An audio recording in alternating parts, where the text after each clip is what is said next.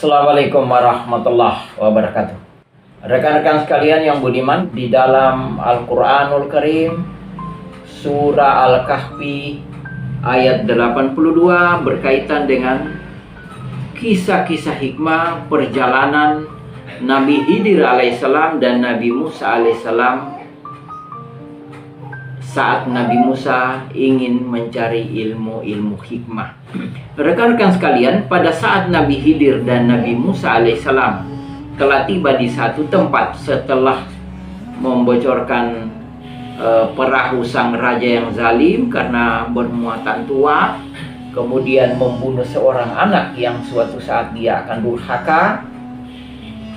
Tiba-tiba Khidir alaihissalam terperanjat dan melihat salah satu gubuk yang hampir rubuh.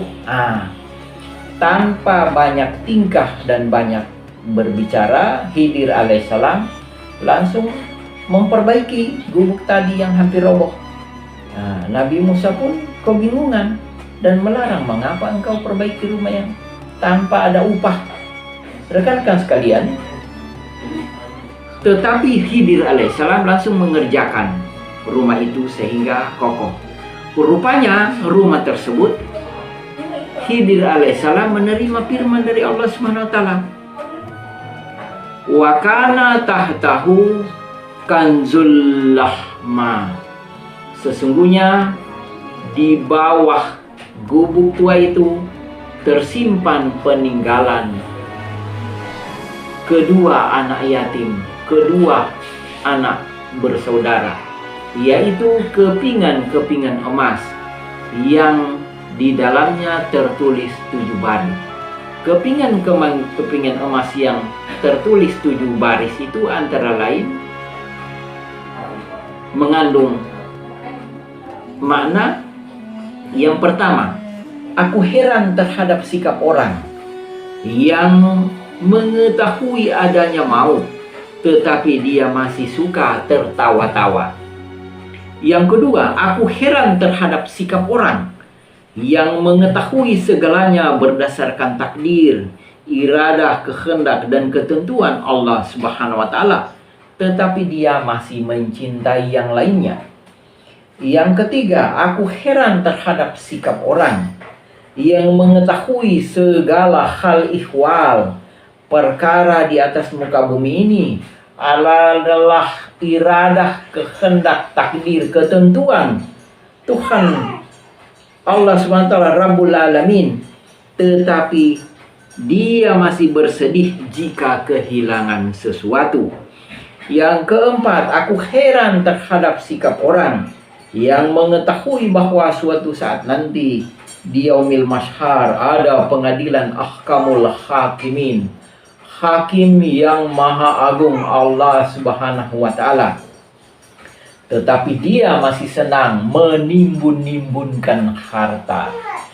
5. Aku heran terhadap sikap orang yang mengetahui adanya api neraka, tetapi dia masih berbuat maksiat.